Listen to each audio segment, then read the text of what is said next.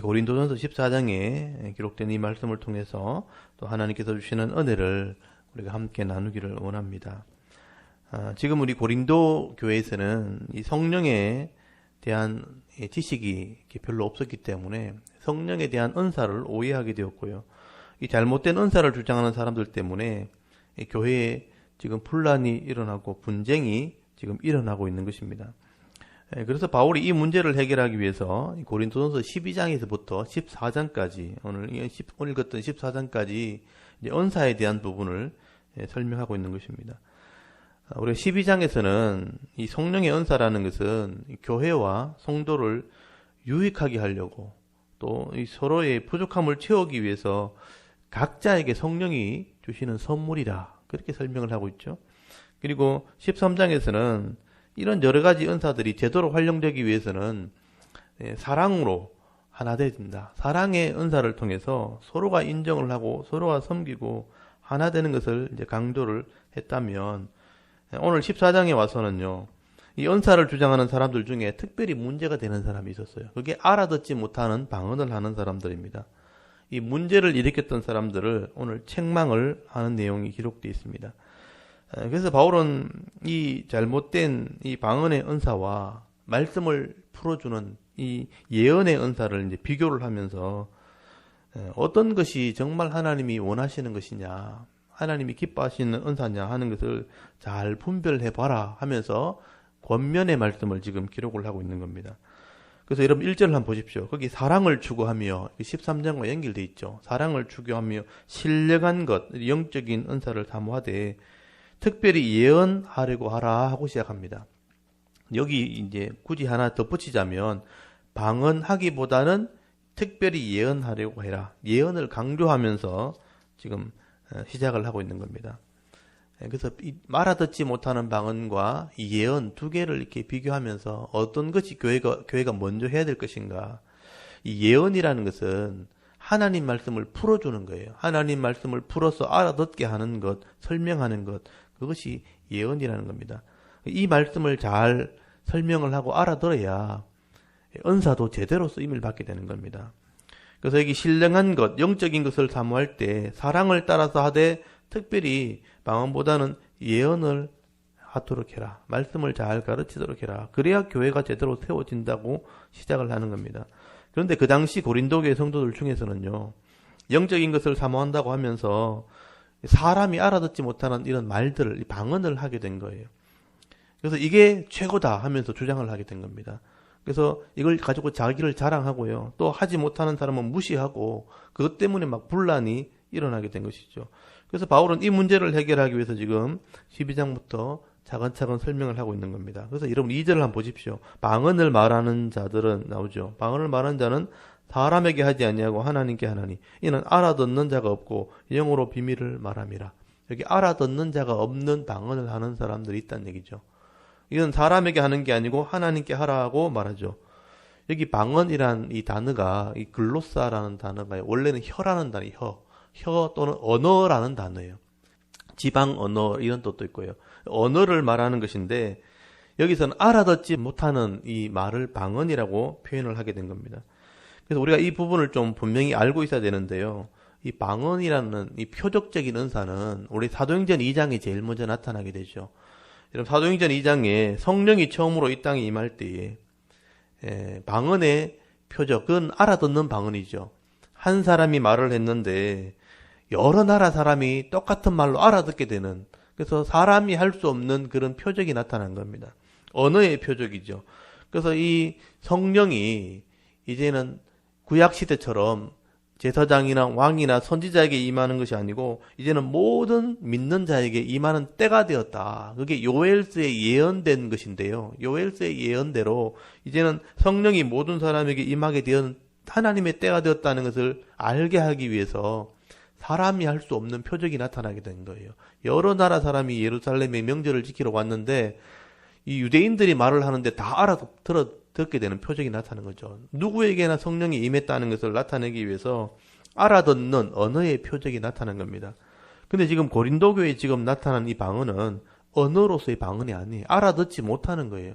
이상한 소리를 한 것이죠. 알아듣지 못하는 방언이 처음으로 나타나게 되었을 때 이 성령에 대한 이 지식이 없고 성령에 대한 은사가 없으니까 은사에 대한 것을 잘 모르니까 이게 성령이 주신 것인지 또는 다른 악한 영이 준 것인지 분별을 하지 못한 거예요. 그래서 이 고린도교에 나타나는 방언은 사도행전 2장에 나타나는 하나님이 주시는 표적적인 방언과 다르다는 거죠. 알아듣지 못하는 방언이 나타났는데 이게 왜 이런 현상이 나타나게 되었는가? 이 고린도교의 성도들이 옛날에 우상을 섬길 때, 옛 습관을 따라서 우상을 섬길 때, 이방신을 섬길 때 이방인의 방언이 교회 안에 들어온 겁니다. 그게 분별이 되지 않은 것이죠. 근데 당시 교회 고린도 성도들은 성령에 대한 지식이 없다 보니까 이게 성령이 주시는 은사라고 주장을 하게 되었고요. 이게 이방인의 방언인지 성령의 방언인지 구별하지 못하기 때문에 서로 혼란스럽게 되어버린 겁니다. 그래서 바울이 이것을 설명을 하는 것입니다. 너희들이 이것이 성령이 주신 것인지 한번 잘 분별해봐라. 그래서 2절부터 알아듣지 못하는 방언을 혹시나 한다면 사람에게는 하지 말고 알아듣지 못하니까 하나님께만 해라. 그렇게 설명을 하기 시작하는 것이죠. 그리고 3절을 한번 보십시오. 그러나 예언하는 자는 말씀을 풀어주는 자들이죠. 사람에게 말하여 덕을 세우며 권면하며 위로하는 것이요. 여기 방언을 말하는 자는 자기 덕을 세우고 예언을 하는 자는 교회의 덕을 세우나니 나는 너희가 다 방언을 말하기를 원하나 특별히 예언하기를 원하노라. 지금 이 방언과 예언을 비교하고 있죠. 이 방언은 알아듣지 못하니까 자기에게는 유익이 될지 모르지만 교회에는 덕이 안 된다. 알아듣게 하는 이 예언은 덕을 세우고 권면하고 위로하기도 하기 때문에 방언을 하기보다는 교회에서는 예언을 하도록 해라. 예언을 지금 강조를 하고 있죠. 근데 고린도교에 알아듣지 못하는 방언을 하는 사람들이요, 자기들이 더 영적이라고 주장을 하고 교회를 혼란스럽게 한 것입니다. 그래서 바울은 이런 사람들을 또 무시할 수는 없으니까 그래서 하나님께만 해라. 예언은 교회의 덕이기 때문에 모든 사람에게 하도록 해라. 그렇게 설명을 하게 되는 것이죠. 결국 고린도 교회는 알아듣지 못하는 방언, 이게 문제가 된 것입니다. 그래서 바울은 이 알아듣지 못하는 이 방언을 하는 사람들에게 이제 의혹을 제기하는 것이죠. 한번 점검해봐라. 한번 분별해봐라. 생각을 해봐라. 그래서 6절부터 이 부분을 잘 설명을 하고 있습니다. 6절을 보시면요. 그런즉 형제들아, 내가 너에게 나아가서 방언, 이거는 알아듣지 못하는 방언이죠. 방언을 말하고 계시나 지식이나 예언이나 가르치는 것을 말하지 아니하면 너에게 무슨 유익하리요? 무엇이 유익하리요? 알아듣지 못하는 방언을 내가 너에게 했더라면 너희도 유익이 되지 않았을 것이다. 바울이 고린도교에 가서 계시라는 것은 열어서 보여준다. 말씀을 열어서 보여주기도 하고 지식을 가르치기도 하고 예언을 하기도 했었는데 내가 알아듣지 못하는 방언으로 했더라면 너에게 어떻게 유익이 되었겠는가. 이 방언은 결국은 알아듣지 못하는 것이기 때문에 유익이 되지 않는 것이죠. 그래서 알아듣지 못하는 것이 유익이 되지 않는다는 것을 설명하기 위해서 비유로 설명하는데 여러분 7절부터 보시면 이 악기를 가지고 설명하죠. 필이나 이 거문고 이 악기를 소리를 낼 때에 음의 분별이 없고 또 음정을 분명하게 연주하지 않는다면 막 악기를 연주하면서 아무 소리를 막 낸다면 이게 필이 소리인지 거문고 소리인지 누가 알아들을 수 있겠는가. 여러분 악기를 연주하는 사람들도요. 음정이 있고 박자가 있고요. 그 순서에 맞게 악보대로 연주를 해야 되는 거예요. 그 음정에 맞게 연주를 해야 이 노래가 이해가 되어지고 그 연주가 이해가 되어지고 감동도 되어지는 것이지 아무렇게나 막 분별 없이 불어버리면 이게 무슨 소리인지 감동도 없고 아무 느낌도 없는 겁니다. 여러분 8절에도 보시면 전쟁을 할 때 나팔을 불어야 되는데 이 나팔이 분명한 소리를 내지 않고 약속된 소리를 내지 않고 아무 때나 불어버리면 어떻게 전쟁을 준비할 수 있겠는가. 분명한 소리를 내지 않으면 의미가 없다는 얘기를 지금 하고 있는 거죠. 그처럼 구절을 보십시오. 이와 같이 너희도 혀로서 알아듣기 쉬운 말을 하지 아니하면 그 말하는 것을 어찌 알리요. 이는 허공에다 말하는 것이라. 의미 없는 그런 언어를 쓴다면 알아듣지 못하기 때문에 그거는 허공에다 그냥 소리를 내는 것뿐이다. 여러분 세상에 어떤 소리도 의미 없는 소리가 없다는 거예요. 근데 여러분 하나님께서 하나님의 뜻을 전하기 위해서 주신 이 언어의 은사, 방언의 은사를 받았다고 하면서 우리가 알아듣지 못한다면 좀 생각을 해봐야 된다는 거죠. 문제가 있다는 것입니다. 그래서 바울이 제안을 하는 것입니다. 만약 알아듣지 못하는 방언을 하는 사람이 교회에 있다면 하나님이 주신 게 맞다면 더 풍성하게 되어야 되죠. 그래서 반드시 통역하도록 해라. 통역이 반드시 있어야 됩니다. 언어라면 그렇다는 거예요. 그래서 여러분 11절 보십시오. 그러므로 내가 그 소리의 뜻을 알지 못하면 내가 말하는 자에게 외국인이 되고 말하는 자도 내게는 외국인이 되리니 그러므로 너희도 영적인 것을 사모하는 자인즉 너희들이 영적인 것을 사모한다면 교회의 덕을 세우기 위하여 그것이 풍성하기를 구하라. 그러므로 방언을 말하는 자는 통역하기를 기도할지니. 방언이 하나님께 주신 것을 확인하려면 반드시 언어라면 통역이 되어야 된다. 통역하는 것을 반드시 구해라. 이게 첫 번째 제안입니다. 만약 알아듣지 못하는 방언으로 기도한다 해놔놓고 내 이성이 내가 못 알아듣는다면 그건 아무 유익이 안 되는 거예요. 열매가 없는 겁니다. 14절 보십시오. 내가 만일 방언으로 기도하면 나의 영이 기도하거니와 나의 마음, 이 마음은 이성을 말해요. 내 이성, 내 생각 이성. 이성은 열매를 맺지 못하리라. 내가 성령을 받았다, 영으로 기도한다 하고 알아듣지 못하는 마음을 2시간, 3시간 한다 해도 내 이성이 그걸 깨닫지 못하고 있으면 아무런 변화가 없는 거예요. 하나님 뜻이 전달이 안 된 겁니다. 영으로 아무리 기도해도 내 이성이 깨닫지 못하고 있으면 아무 열매가 없어요. 변화도 없고 깨닫는 것도 없으니까 그냥 영적인 뿌듯함만 있는 거예요. 나는 영적인 사람이다 그러는데 아무런 변화가 없어요. 하나님의 뜻이 전대로 전달되지 않는 것입니다. 이건 뭔가 좀 문제가 있죠. 그래서 진짜 기도하려면 어떻게 되는가? 영도 기도하고 내 이성도 알아들어야 되는 거예요. 그래서 15절의 말씀이죠. 그러면 어떻게 할까? 어떻게 기도하는 게 맞는가 이 말입니다. 내가 영으로 하나님이 주신 성령으로도 기도한다면 기도하고 또 마음, 내 이성도 알아듣고 기도해야 되는 거예요. 이성도 기도하고 내가 영으로도 찬송한다면 내 마음, 내 이성도 하나님께 영광을 돌리는, 찬송은 영광을 돌린다는 뜻이거든요. 하나님께 영광을 돌리는 것이 맞다는 것이죠. 내가 하나님께 기도할 때 내 영혼이 기도한다면 내 이성, 내 마음도 알아듣고 같이 기도해야 되는 게 맞는 거예요. 하나님께 영광을 돌릴 때도 영으로 영광을 돌린다면 내 이성도 함께 하나님께 영광을 돌리는 게 맞는 것이죠. 근데 만약에 방언을 한다고 하면서 또 찬송을 한다고 하면서 또 사람들에게 축복을 한다고 하면서 알아듣지 못하는 말로 축복을 한다면 그 말을 듣는 사람이 어떻게 아멘 하겠는가? 아멘이란 말은 그 말이 진리다, 진실로 맞다. 그래서 응답된 것을 믿는다라는 뜻이거든요. 근데 알아듣지 못하는데 어떻게 사람들이 아멘 하리요? 18절에 보시면 내가 너희 모든 사람보다 방언을 더 말함으로 하나님께 감사하노라. 바울은 내가 방언을 한다는 것은 알아듣는 방언을 말하는 거예요. 나는 여러 언어로 복음을 전하고 여러 언어로 축복할 때 알아듣게 한다는 거예요. 그래서 더 감사할 수 있는 거예요. 근데 너희들은 알아듣지 못하는 걸 하면서 어떻게 아멘 하겠는가? 16절 끝에 보면 나오잖아요. 네가 무슨 말을 하는지 알지 못하고 네 감사에 어찌 아멘 하리요? 알아듣지 못하는 말로 기도하고 알아듣지 말로 찬송하려고 알아듣지 못하는 말로 축복을 한다 하면 누가 그것을 아멘 하겠는고?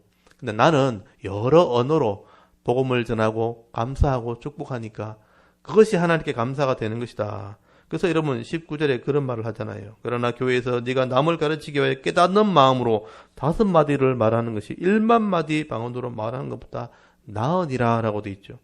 지금 교회에서 말씀을 가르칠 때 5마디라도 깨닫는 말씀을 전하면요 알아듣고 회개합니다.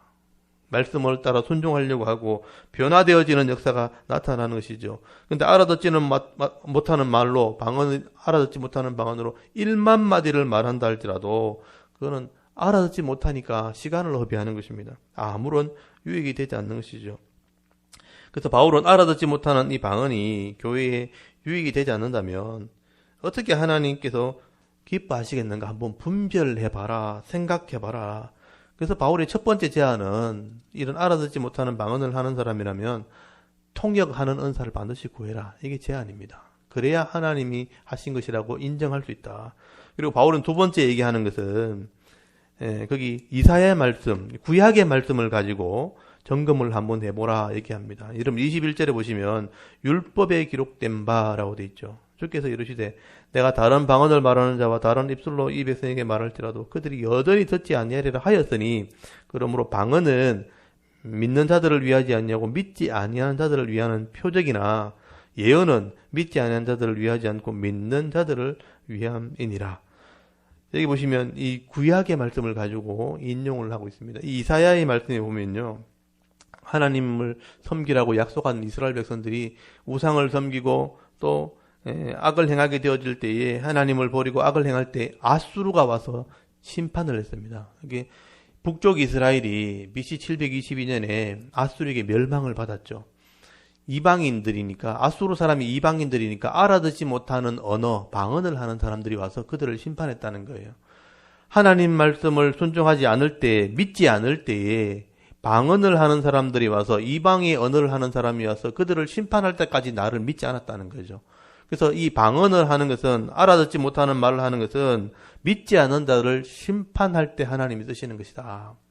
그렇지만 예언이라는 것은 믿는 자들에게 하나님 복을 주려고, 은혜 베풀려고 하나님께서 믿는 자들에게 예언하게 하는 것이다 하는 구약을 지금 인용을 하고 있는 것입니다. 그래서 거기 22절에 보시면, 그러므로 방언, 이 알아듣지 못하는 말은 믿는 자를 위하지 않냐고 믿지 않은 자들을 위하는 심판의 표적이라는 거예요.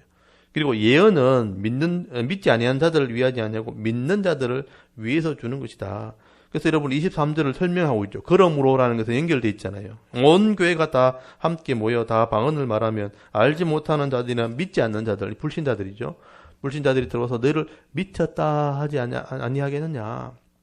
여러분, 교회가, 이 은사가 방언이 좋다 하면서 다 방언으로 막 기도하고 말하고 있다면 불신자들이 왔을 때 그걸 못 알아듣는 거예요. 그래서 말씀을 못 알아들으니까 회개하지 않겠죠. 회개하지 않고 믿지 않는 자들이 와도 그냥 미쳤다 하면서 회개하지 않으면 예수를 믿지 못하게 되니까 같이 심판을 받게 된다는 것입니다.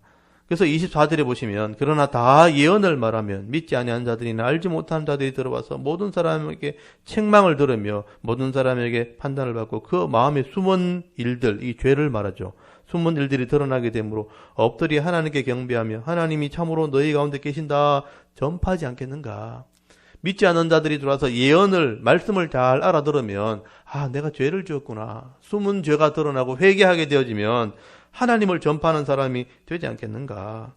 그래서 알아듣지 못하는 이 방언은 믿지 않는 자들을 심판하려고 하나님 주시는 표적이라면, 예언이 알아듣게 하고 회개하는 믿는 자들에게 주시는 은혜다.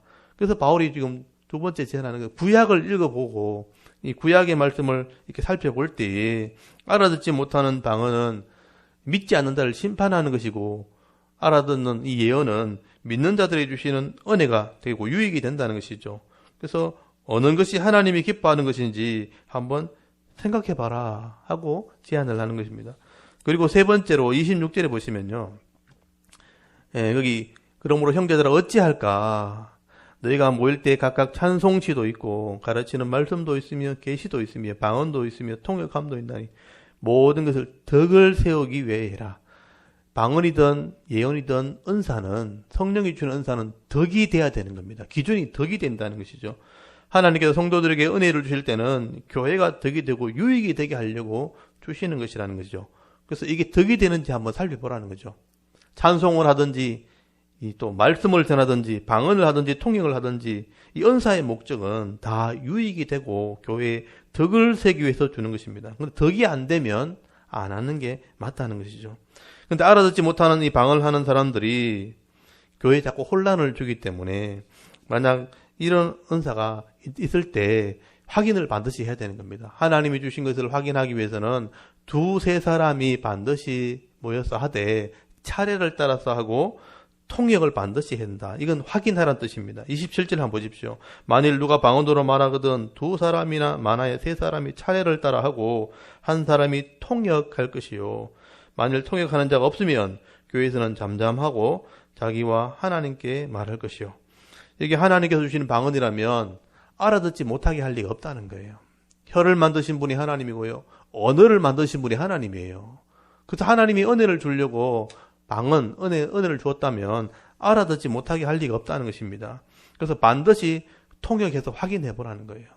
만약 그게 안 되면 잠잠해라, 공적인 일에는 침묵해라 라는 뜻이에요. 하나님께만 하도록 해라.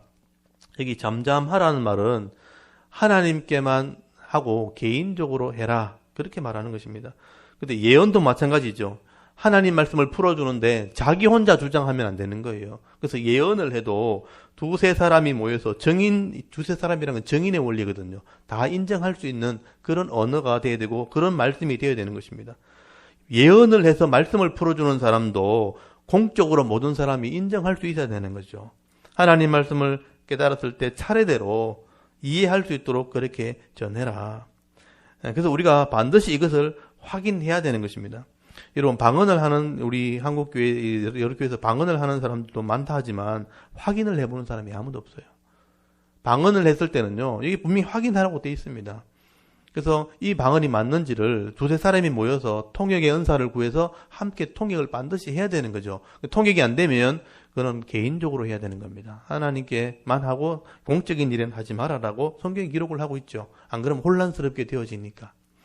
그래서 여러분, 방언을 할 때는 확인을 해야 돼요. 제가 이때까지 신앙생활 하면서 저도 방언을 해봤고 이렇게 여러 가지 은사를 사모하면서 여러 가지 일들을 해봤는데 통역을 아무리 확인해도 방언을 제대로 통역한 사람을 만나본 적이 없습니다.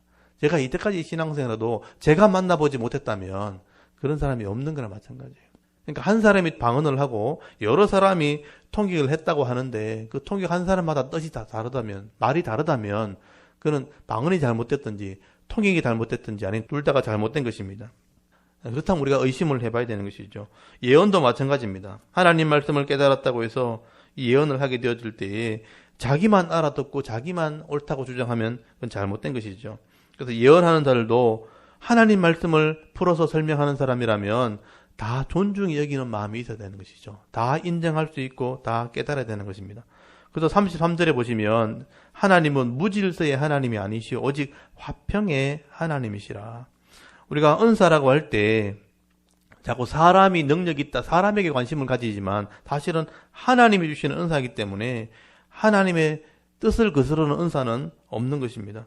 그래서 바울이 세 번째로 지금 얘기하는 것은 방언을 하는 은사를 받았으면 통역으로 반드시 확인해서 그것을 인정을 받아야 된다는 것이고요. 또 서로를 존중히 여기고 덕이 되는지 확인 반드시 해야 되는 것입니다. 방언을 했을 때, 예언을 했을 때 모두가 유익이 되는지를 한번 확인해봐라. 그렇지 않다면 한번 문제가 있는 것이죠. 그리고 바울은 마지막으로 문제를 일으켰던 실제 주종자들을, 이 여자들에 대해서 책망하는 말씀을 하게 됩니다. 주로 이제 고린도교의 여자들이 이 문제를 일으켰기 때문에 이 여자들은 교회 안에서는 좀 잠잠해라. 그래서 여기 33절에 보시면요. 여자는 교회에서 잠잠하라. 이 말은 여자를 무시해서 하는 말이 아니에요. 그 당시에 고린도교에 문제를 일으킨 사람을 책망하는 말입니다. 그래서 34절에 보시면요. 창세기 3장 16절 말씀을 인용을 했죠. 거기 34절 끝에 보시면 기억이라고 돼 있고, 이게 창세기 3장 16절에 보시면 아담과 하와를 창조하실 때에 아담이 하와를 다스리라 하는 말씀처럼 남자가 여자를 다스리라. 그 문제를 일으킨 사람들은 남편의 다스림을 받으라 하고 권면을 하고 있는 것이죠. 그래서 여러분 36절에 보시면 그 분위기를 알 수 있죠. 하나님의 말씀이 너희로부터 난 것이냐 또는 너희에게만 임한 것이냐. 그러니까 자기가 주장을 했다는 겁니다. 하나님 말씀을 내가 받았다. 하나님 말씀이 내게 임했다 하면서 주장을 한 것이죠. 너희로부터 나왔냐?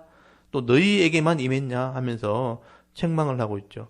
그리고 하나님 말씀을 제대로 이해한 사람이라면 내 명령을 먼저 따라라. 바울의 말을 이해하라는 것입니다. 37절에 보시면 만일 누구든지 자기를 선지자나 혹은 신령한 자로 생각하거든 내가 너에게 편지하는 이 글이 주의 명령인 줄을 알라. 만일 누구든지 알지 못하면 그는 알지 못한 자니라. 여기 보면 누가 선지자다, 누가 신령한 자다 이렇게 주장한 사람이 있었다는 얘기죠. 내가 하나님의 선지자다. 자기가 주장한 겁니다. 내가 신령한 사람이라, 영적인 사람이라 하면서 내 말이 옳다 하고 주장을 한 사람이 있었다는 것이죠. 그런 하나님의 뜻을 깨달은 사람이라면 내 편지를 받았을 때 이해할 거다. 하나님의 명령인 줄 알아라 하고 교회에 순종해라. 그런데 알지 못하는 자가 있다면 알지 못한 자니라. 여기 끝에 알지 못한 자니라 하는 말씀이 있죠.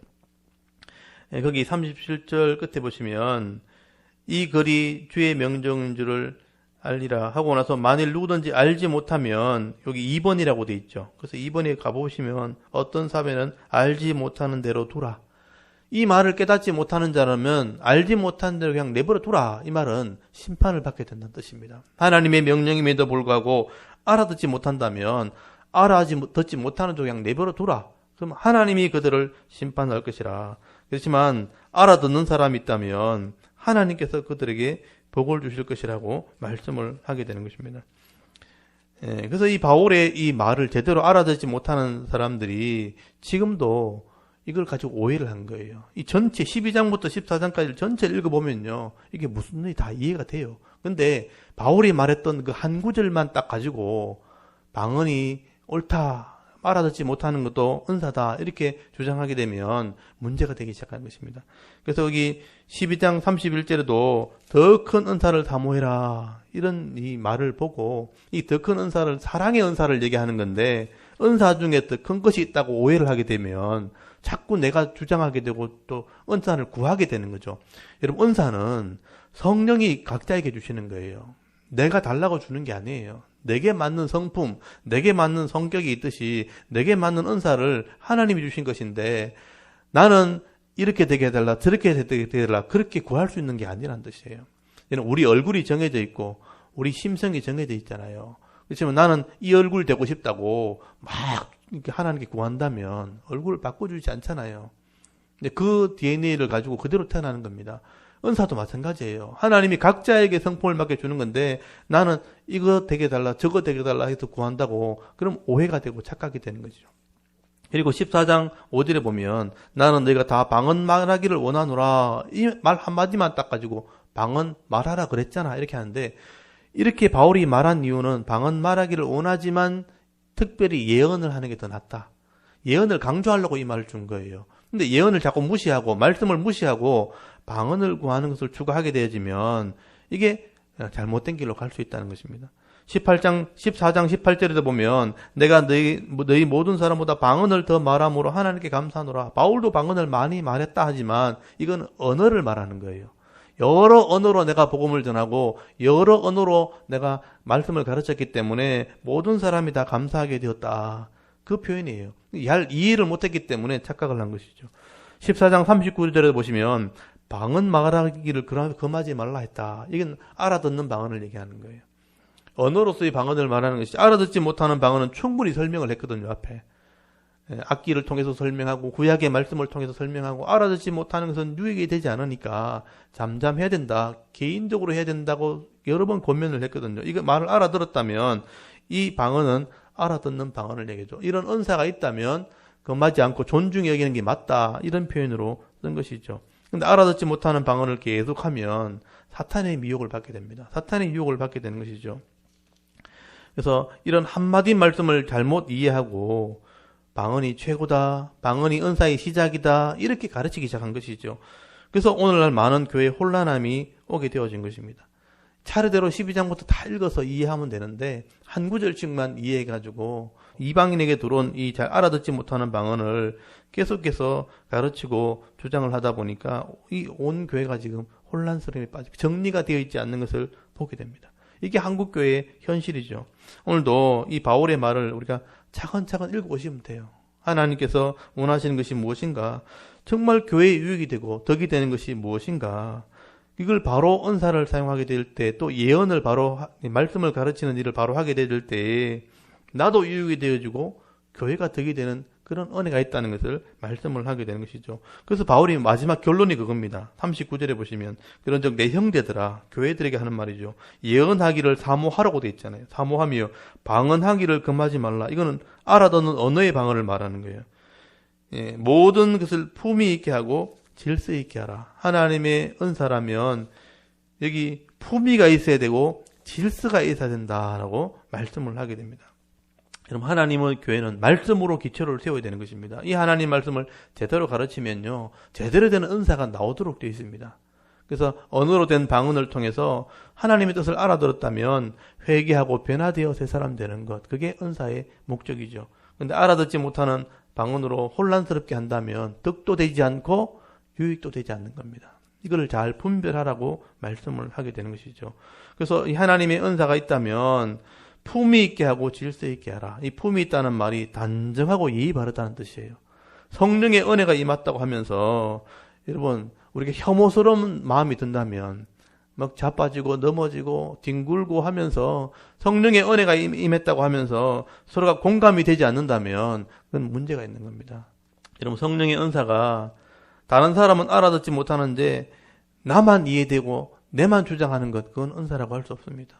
누구든지 들어서 공감이 되고 누가 들어도 이해가 되어주고 다 유익이 될 수 있는 것, 그게 은사여야 되는 것입니다. 아무도 모르고 자기만 알고 나만 자랑하고 나만 교만하게 하는 그런 은사는 없다는 것입니다. 그래서 예수를 믿으면 또 성령의 은혜가 임했다면 품위가 있고 서로 존중히 여길 수 있는, 그래서 아름답게 교회를 섬기는 것, 그게 바로 성령의 은사다. 그래서 마지막 바울의 말이 우리 살펴보는 하나의 기준이 되죠. 품위가 있고 질서 있게 하나님의 은사로 교회를 섬겨야 된다라고 말씀을 하는 겁니다. 하나님께서는 각자에게 이런 은혜를 주셨고요. 이런 은사를 주셨습니다. 내게 주시는 은혜와 은사가 뭔지를 우리가 깨닫고 정말 단정하고 품위 있고 질서 있게 말씀대로 순종하게 되어질 때에 모든 사람에게 유익을 줄 수 있는 그런 은혜가 있기를 바랍니다. 그래서 여러분이 내게 주시는 은사를 따라서 교회를 섬길 때 교회가 참 건강하고 아름답고 칭찬 들을 수 있는 교회를 세울 수 있기를 바랍니다. 그래서 이런 섬김을 통해서 많은 사람들에게 유익을 주며 살아갈 수 있는 저와 여러분의 신앙이 될 수 있기를 주의 이름으로 축원합니다. 아멘. 잠깐 기도드리겠습니다.